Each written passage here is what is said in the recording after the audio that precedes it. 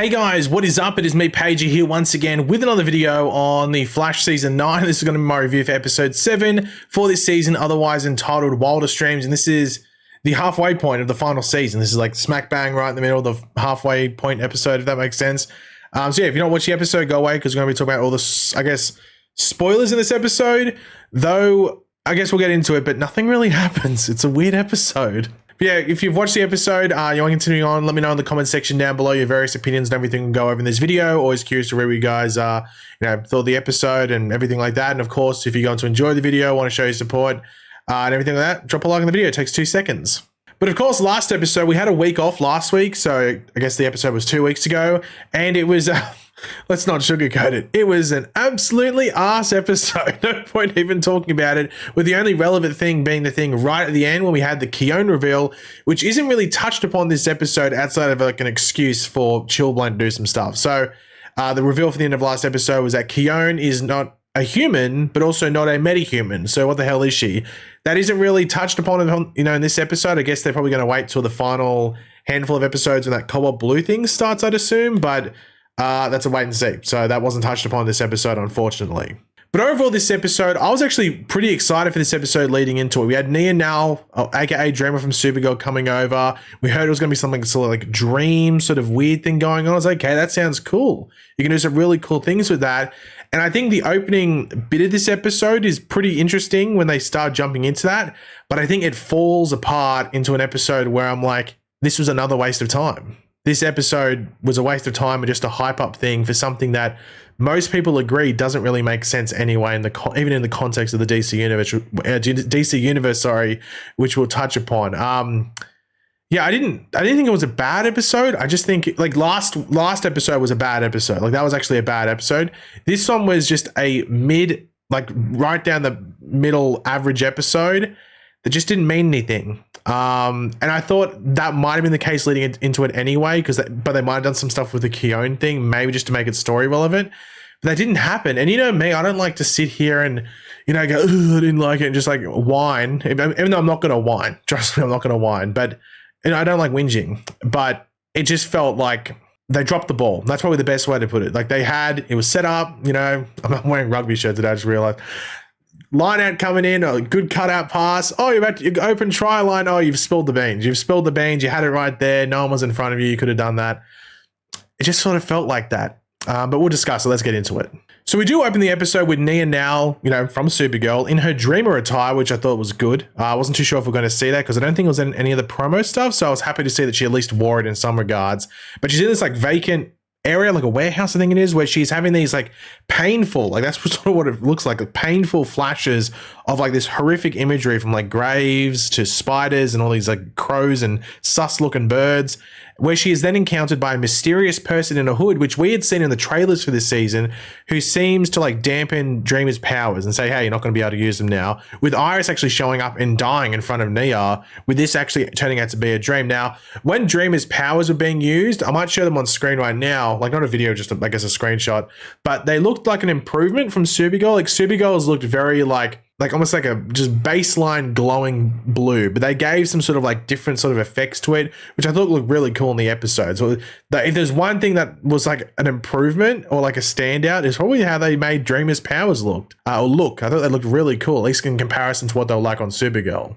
But to be fair, a lot of the time when she used her powers on Supergirl was in like daytime scenes. So like they were in like darkened areas. So maybe that's why it looked good. I'm not too sure. Now we see that Iris is writing her new article, which doesn't have a title at the moment, but Allegra comes up with a title, Nightmare Under Red Skies, which is what she is supposed to win the, Iris is meant to win the Pulitzer Prize on, which I thought they might have turned away from, like not like Iris, but the actual writers, and they're not going to do it because obviously at the end of the episode, Iris publishes it, but because many have pointed out, even in the context of the DC universe, this type of article would not get close, not even get mentioned or be nominated to win a Pulitzer.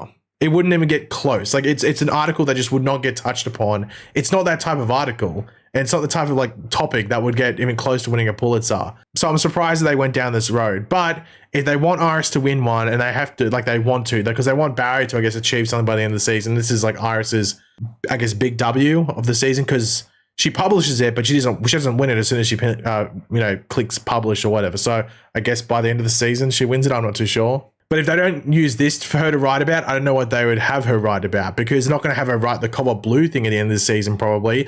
Though that would be probably a better storyline to potentially write about.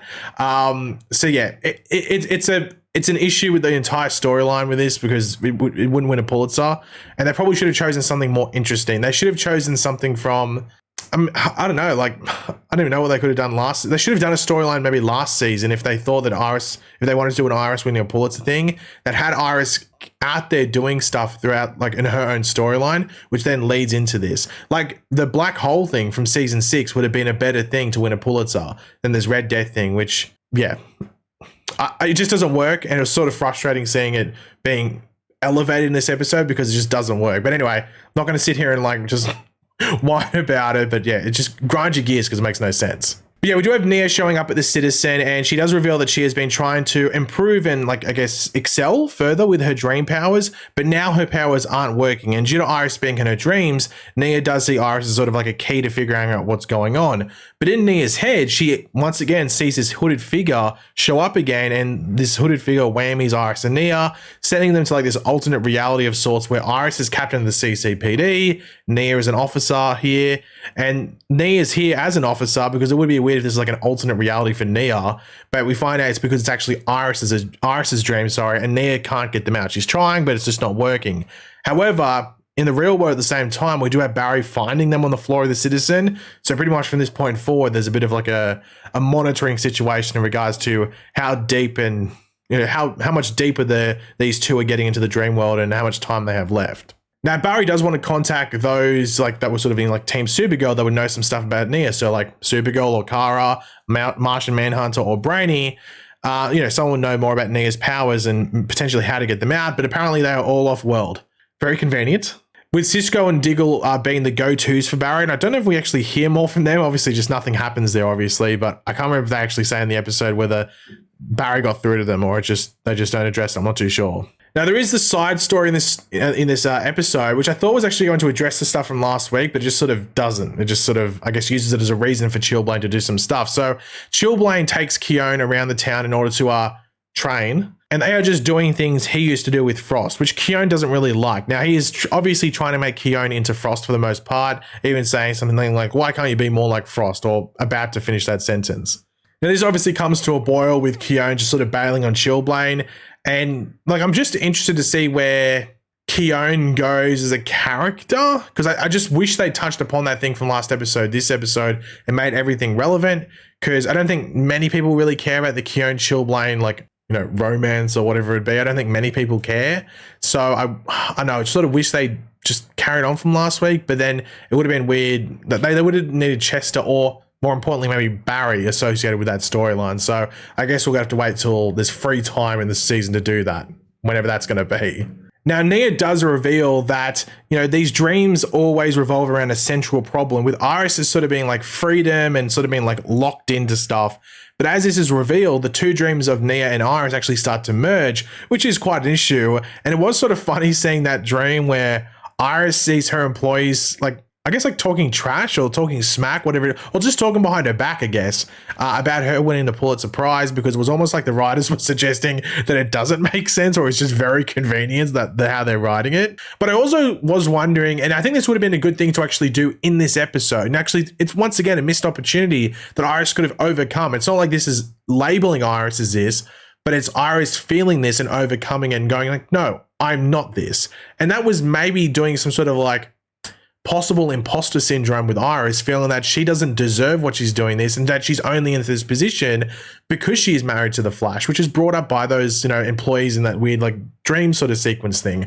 That would have been a good thing to actually address in this episode and have Iris overcome that. Like, that would have been some really good character development, and I don't know why they didn't do that. Like, to me, this offers up that opportunity, and they dipped their toe on it, and they didn't do it. I was like, why not do that? It's such a good thing to do, which has Iris overcome that and be like, you know what? I do deserve this. I've done this work. And they do like a sort of like a version of that, but a very watered down version of it. And I'm sure Candice Patton as an actress would have preferred to have done the other option, where she does have that self-doubt is probably a good way to put it, like, and that imposter syndrome of like, do I actually deserve to hold this mantle and potentially this prize that's being, I guess, checklisted down, as they do say throughout the episode. Why not do that? To me, that's like good character development and good progression. It actually gives Iris a storyline there. But in this episode, it just felt very by numbers, if you want to put it. So I think they missed an opportunity there. And I don't know if they wanted to do that and they got scared off from doing it because they might have felt like, oh, we're ragging on Iris. I'm like, you're not. You're actually not just, you're just taking Iris off a pedestal and actually having her have a bit of a flaw there and then overcome that flaw. So I don't know why they didn't do that. Seems pretty simple to me to do it, but I don't know.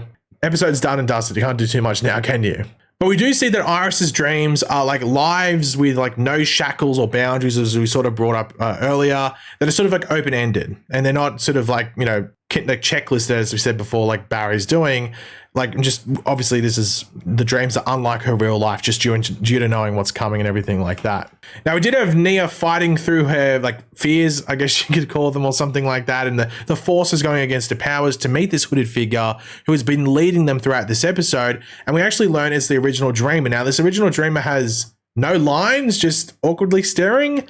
Obviously, I think everyone under the sun that saw the hooded figure in the trailer for this season is so disappointed. But once I actually knew the hooded figure was in this episode, I was like, okay, well, it's probably not going to be anything interesting. The thing that I actually found interesting is that it just looked like a black coat, but in the light, it's actually a really like nice blue coat. I know it's random, but I just not realized that in the episode. Look, it's actually a nice sort of blue color. But yeah, I think going into this episode, once you knew that this character was in this episode, I think we all knew it wasn't going to be anyone interesting. But I think based off the fact it was in the trailer for this season, I think a lot of people will be disappointed it wasn't someone cooler. But yeah, it was the original Dreamer. I did see a lot of people complaining that they've sort of spent in an episode trying to not just wrap up a Supergirl storyline, because they didn't do that at all, but just, I guess, progress one and create another one. I did see people complaining. I'm not happy with it, because once again, it feels like we're wasting time. It's the final season of The Flash. I don't think anyone was necessarily asking for a Dreamer storyline, like Dreamer focused one, progressing that. Unless like you were specifically a Supergirl fan, didn't really care too much about The Flash. But I think Flash viewers are like, why don't we spend time on this? So I'm not as angry as I'm seeing people online. I'm just sort of like, was there a need to? Was there that many people crying out for it? So yeah, I don't really have too much thoughts on it. I'm not that angry about it, just don't really care. Now, we do have Iris publishing the article, like the Nightmare Under Red Skies thing. I don't know what the progression is from that. Like, I don't know if we're going to see her win the Pulitzer, or they did the whole dream thing just to say, like, go through that thought process for Iris.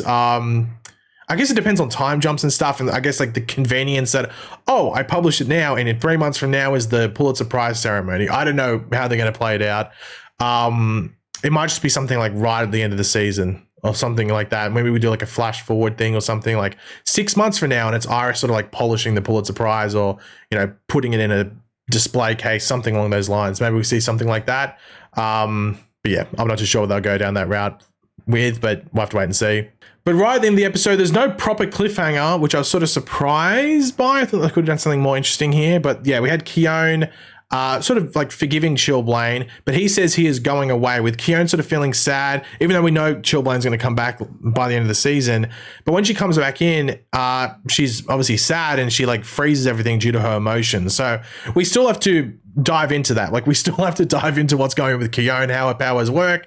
As I said, I thought we might have done that this episode, but I guess probably in one of the upcoming episodes that will happen. I'm not too sure when, because I thought it might have been this one, but yeah, we'll wait and see, I guess. But yeah, overall, this episode, as I said, it's not a bad episode. Like, once again, I've seen people online just before I made this thing say, oh, it's a shocking episode. It's worse than not last week's, but episode 6, which I don't agree with. But yeah, I think this could have been much better considering the concept and everything like that. And once again, it didn't. I messaged someone about this when, like, during ad breaks for the episode while watching. I was like, by the time the final ad break came up and they sort of wrapped the Dreamer thing, like, this episode just could not have happened, and it wouldn't affect the storyline at all. There's nothing storyline based in this.